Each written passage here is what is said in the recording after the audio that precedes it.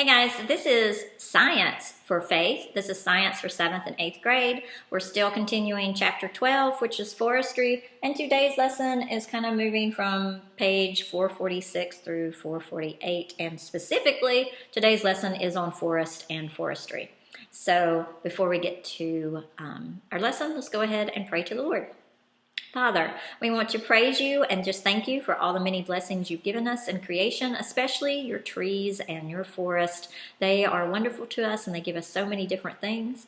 And Father, we just want to praise you and thank you most of all for your sacrifice of your Son for our sins. We love you. In Jesus' name, amen. All right, guys, so getting started. Hopefully everybody's doing well today. We're on page 446, going over forestry and going over forest.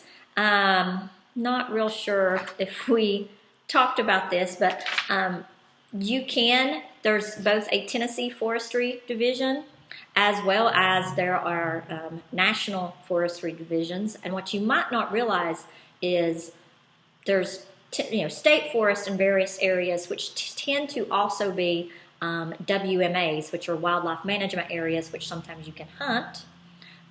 There's a small one right here in the middle of Jamestown, which is the Sergeant York one. But nobody hunts that one because it's kind of right in the city limits. But what you might not realize is lots of these national parks. The one I'm familiar with is the Great Smoky Mountain National Park. What you might not realize is that there's national forest that actually back into that huge national park. So technically, running from Tennessee, from the border of Georgia, all the way up to the border of Virginia, along that North Carolina border, on the eastern side, the western Tennessee side of the Smoky Mountain National Park, there's a national forest which is called the Cherokee National Forest. On the North Carolina side of the Great Smoky National Forest, going all the way from Georgia, or I guess South Carolina for I think it actually extends into South Carolina and to Georgia. Going from there all the way up to the Virginia border on the North Carolina side is the Nantahala National Forest, which means that yes, you have this wonderful national park, but even going beyond that national park, you have some national forest that also has some parkland to it, and that it just gives you this great wild area. Now, you and I both are going to probably, if you think about it, a lot of that land's like this, which means, Grandpa and Grandma, when they come through, did not want to have farmland that was like this or had a lot of rocks on it. But it's a very unique thing for the United States that we not only set up national forests, but we also set up national parks for anybody to use. And that's something that you're free to go to and to just hike on and these different things. That was something very unique to us. That's one reason why a lot of people from other countries come here, because we are one of the few nations, or other nations have it now, but we were the first nation to say, you know what? This really pretty land that nobody really wants because it's really pretty, but you can't really do anything with it. Let's just make that into a national park, starting with Theodore Roosevelt. And we were one of the few countries to really start some conservation efforts. So that's something that you should be proud of. We've got a lot of things to be proud of for our country. So moving on page 446 to 12.3, going over an introduction to forestry, because there are people, just like park rangers are taking care of the national parks, and they're mainly law enforcement workers, but forestry people have probably got a degree in forestry or dendrology. And a forest is a dense collection of trees with a thick top layer of interlaced leaves called a canopy. And typically a forest is dense enough to where when you get onto the ground underneath that canopy, it's fairly easy to walk. There's not this thick undergrowth, because the canopy is so thick, it's kept the undergrowth down. So a new or relatively new stage 1 forest is when there's trees, but it's not thick enough to where it can bring the undergrowth down. I lost my sets. So during the earliest times in American history, some viewed a forest as a hindrance to growth and civilization. Now, and that's why our ancestors, being stupid people, and of course, whether it's the Roanoke, the first people who came over to Roanoke, then later to Jamestown, all those people could think about is gold, because that's kind of what the Spanish found was gold. And they're going through these massive forests, and by now, I mean, we had forest, it was practically a virgin forest. England has practically chopped most of theirs to use for wood. China, lots of these places, they didn't have these massive forests. If they did, they had forests because it was, once again, too hilly to really do anything with for agriculture, and probably a private person owned it, like a lord or a baron or somebody in nobility that didn't let you fool with it at all. So these they get here. There's these massive trees that you can't even reach your arms around, that you could take 4 or 5 people to try to go around. And our crazy ancestors that came to Jamestown decided, you know what? This forest is awful. Let's start chopping some of this down, not realizing the gold they were looking for were these trees. Now, of course, later on, they're going to realize that, and they'll start using it. But at first, they were just considered just, a place. They thought forests were good for one thing, to go hunting in, and that was it. But a forest is much more than a collection of trees. Today, we know that forests are a very vital part of the world, providing oxygen, and they do several things for the environment. But they also provide shelter for plants and animals. They conserve soil. They regulate water flow. They provide raw materials for manufacturing, housing, much more. Forests are different from woodlands, and you can see the two different things you got going on here. Woodlands contain well-spaced trees, and the canopy allows more sunlight to come in, which means you have more undergrowth under there. Forests can be classified, the canopy is thicker, and you have more moss underneath, and just different things like that. To me, it's not so easy to walk through the woodland, though the woodland they've got pictured there looks easier to walk through than the forest. It's a little bit easier to walk under in a forest. So it can be considered old growth or secondary. Some people called them, when our ancestors first reached the United States, it was a virgin forest. And that virgin forest, that means not logged, extended from the eastern seaboard all the way to Mississippi, and it was really thick. The Indians, there may have been a little bit of clearing, but not a whole lot.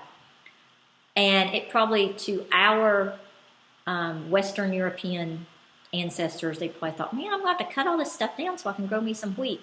Not realizing, hey, you've got, lots of good stuff here.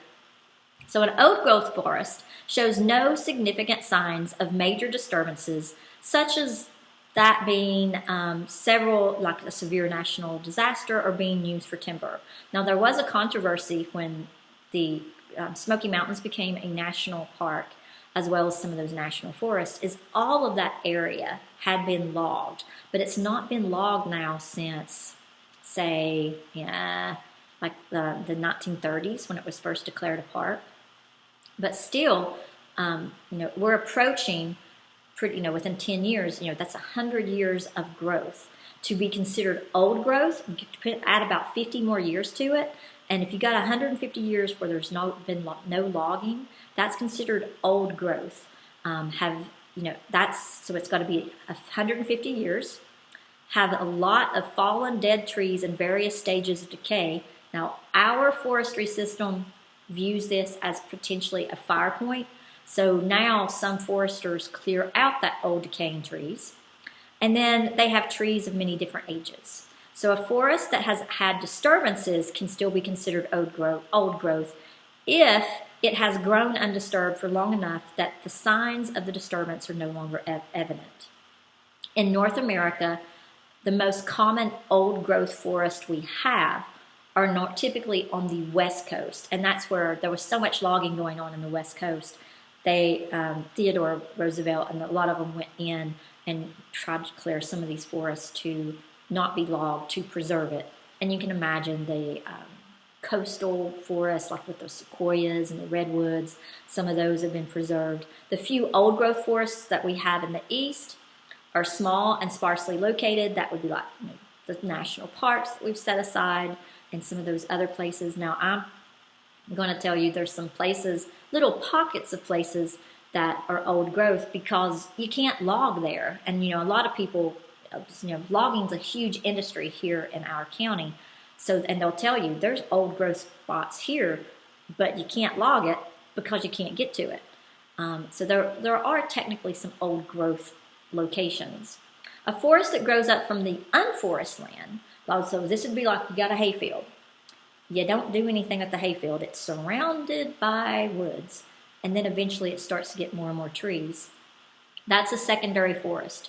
Usually all of the trees in a secondary forest are about the same age, and there's few, if any, fallen and decaying trees. Secondary forests can grow either through natural seed dispersal, which happens naturally, or people can actually go through and plant trees.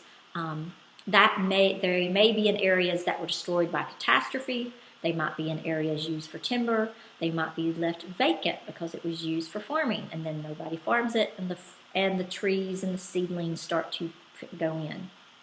If a secondary forest is allowed to grow without major disturbances, then eventually it will be classified as an old growth forest. So where are the forests? Well, forests can be found in almost any place where the temperatures, the soil, and the available water are suitable for trees to grow. There is a tree line that's a limit beyond which these factors are unsuitable for tree growth, and approaching that tree line, trees tend to become shorter, more stunted, more twisted, and they're replaced by other forms of vegetation. So you could look at it, I could turn here, but you could look at, if we looked at North America, the further we go north, what happens to the trees is eventually, here we have a mix of all kinds of different trees, but the further north you get, eventually only the trees you're going to find are evergreen trees, and eventually they're going to get shorter and shorter and shorter until you get to the upper reaches of the Yukon Territory or the Northwest Territory where there's not any trees at all.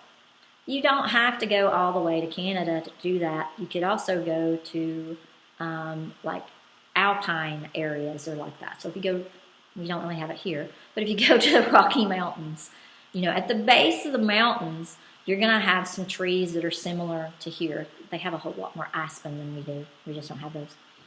And as you go up the mountain, you're going to, eventually there's going to be more and more conifers or just evergreen trees. The more you go up, eventually it's just going to be little twisted bushes. And then when you finally get to the very top of the mountains, you get more tundra, very similar to what you get as you're moving from the north, from Tennessee all the way to Canada, versus going from the base of the mountain in Colorado to the top of the mountain in Colorado. Also, your temperatures are going to be dropping. So the Arctic tree line of North America, Europe, and Asia is the northern limit at which trees can grow north of this line. So, basically, short, cool growing seasons prevent the plants from growing larger. I lost my place. An alpine tree line is what I was discussing. That's going up the slope of the mountain because temperatures get too old or too cold to grow. Then you have a desert tree line that marks the place where conditions become too dry for lands, not designed for desert life. Now, there's very little land at the latitudes where the Antarctic tree line or the southern limit at which trees can grow. But I do know if you want to see those Antarctic trees, you have to go to the tip of South America and then start going to all those little islands that are kind of reaching up from Antarctica. And on those little islands, you can find some Antarctic trees because they're not quite beyond that tree latitude line. In the United States, there are a total of 310 million hectares, which is 766 million acres of forest. Forests in North America are divided into about 7 general regions based on their location and their tree species. You have the northern forest, which you can see not so much here, But if you go to the Smoky Mountains, you can just watch the alpine areas. At the very tippy top of the mountains, in the Smoky Mountains, you have what's called the northern coniferous forest. That's, and the tippy top of the Appalachian Mountains, that's about all that can grow there are conifers or evergreens. You have the northern hardwood forest. Together, they make up the largest forest region. The northern coniferous forest is either at the top of mountains, but it typically, if we're talking about a region, it covers Alaska, Canada. Evergreens are used to produce paper products that dominate that cold climate. You may have learned that Canada, one of its major exports is newsprint or the paper the paper for newspaper, and it's because of their northern coniferous forest. That northern hardwood forest begins in southeastern Canada and it extends through New England all the way down into the Appalachian Mountains. And if you wondered, how far do the Appalachian Mountains go? Typically, they start, it would be like Huntsville, Alabama, maybe even a little further south than there is where the Appalachian region begins. We live in the Cumberland Plateau region. It's called the Cumberland Mountains. And yeah, it might be part of the Appalachian Mountains, but we're actually a little too far west for it. So, but, we're so close that if you get to the east side of Knoxville, you're in the Appalachian Mountains, basically. So that extends all the way through there. What's a northern hardwood forest? Maple, beech, hemlock, birch, those are forestry. They're hardwood forest. Then you get to the central broadleaf forest, which contains the greatest variety of tree species. This is located east of the Mississippi River, but south of the northern hardwood forest. And the good thing about this, and this might be kind of in our region as well, it's a mix. We have wood that produces high quality furniture, both hardwoods like oak, cherry, maple, and then conifers like cedar, pine, and hemlock can be found. Of the forest regions, the central broadleaf forest typically is the area most modified by humans because that's wood that is super great for logging, and it's most precious for logging, for furniture, and that's why it's really been modified by humans. Then if you go even further south, it kind of starts from Delaware to Florida. You have what's called the southern oak and pine forest. From Delaware to Florida, it's kind of following the coast. And then when you get west to Oklahoma and Texas, it contains lots of pines, but lots of variety of pines, like loblolly, loblolly, how do you pronounce it, longleaf, Virginia pine, lots of hardwoods like oak, poplar, walnut. The southern forest is the most heavily managed of the forest regions, mainly because, we've got some park services, forestry services are managing it. And then you have logging companies too. That's what a lot of these paper companies, they buy land and they manage that land so they can make sure they have a product. Although the Mississippi River is the bottomland hardwood forest, or along the Mississippi River is the bottomland hardwood forest. That fertile ground along the Mississippi River makes this forest one of the most productive forest areas. It contains mostly hardwoods like oak, gum, tupelo, and cypress. It covers 9 million hectares or 48 million hectares, or covering 48 million acres is the Pacific Coast Forest. That goes from Northern California, Oregon, and Washington, parts of Canada, parts of Alaska. Remember, part of Alaska is like over on it kind of extends down and basically where Canada should be. So it contains the coastal redwoods, giant sequoias, other trees would be spruce, fir, pine, oak, cottonwood, many more. And it's Canada, that Pacific Coast region that produces a large percentage of wood products, but also paper products. Then you have the Rocky Mountain Forest, which goes along the Rocky Mountains. And Rocky Mountains extends from Mexico all the way up into northern Canada. The commercially important trees in this area would be pine, like white and ponderosa and lodgepole. And then although the conifers are dominant, the aspen is also a commercially important hardwood of that area. Because of the mountain altitude, forest cover is often patchy, but when you got it, it's pretty dense. The very last forest region in North America is the tropical forest. So this forest is found in Mexico, Central America, small patches in southeastern Florida and southeastern Texas, and the major trees of that area would be mahogany, mangrove, and bay trees. So let's talk about, we talked a lot about forest. Now let's talk about managing the forest, and then we're done. And then if you turn to page 448, this kind of gives you an idea of where these different forests are located and at, and you can see how it extends down. So we are basically covered, and that's one reason why logging is such an important area. Almost all of Tennessee is covered of the central broadleaf forest, which, that's why logging is just so important for our area.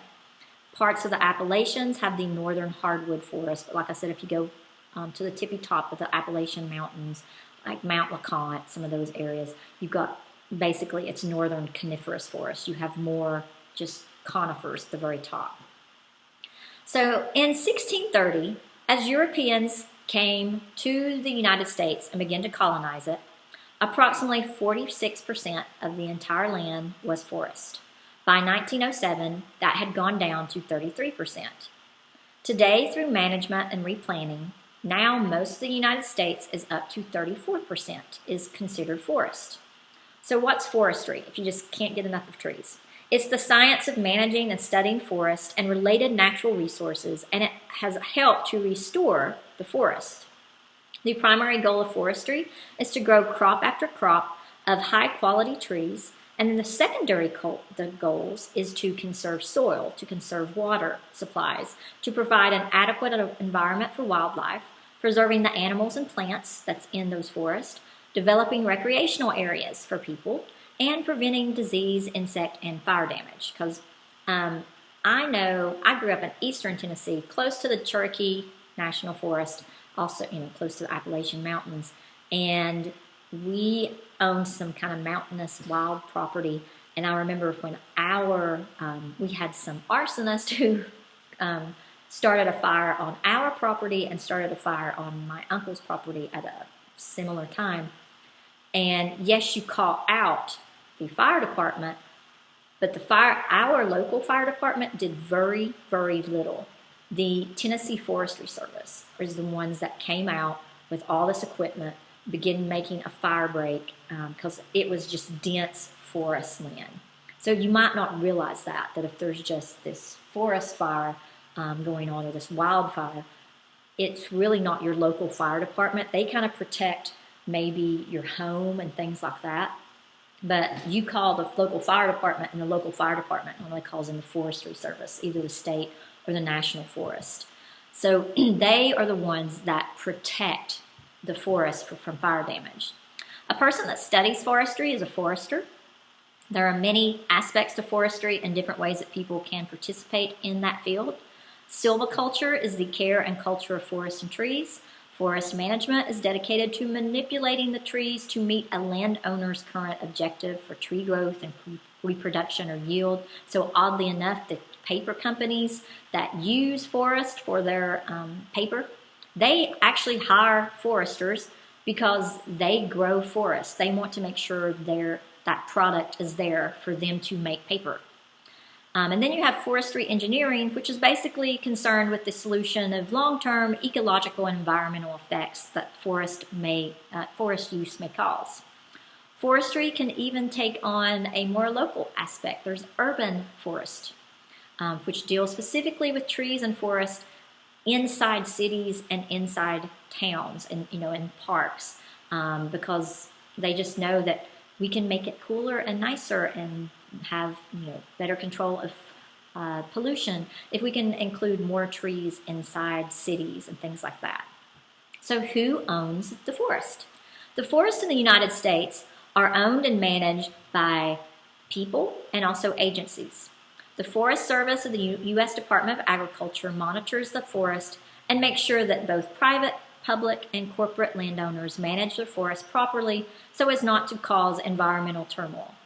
In the United States, 42% of forested lands, 42%, that's almost half, is owned by federal, state, and local governments. So almost half of the woods you see, and most of the time you can find a sign. It will say it's either a state forest, it might be an urban forest, a local forest, or it might be federal government, which means unless it says something really weird like, hey, this is protected or this is seedlings or something like that, you can use it for recreational purposes.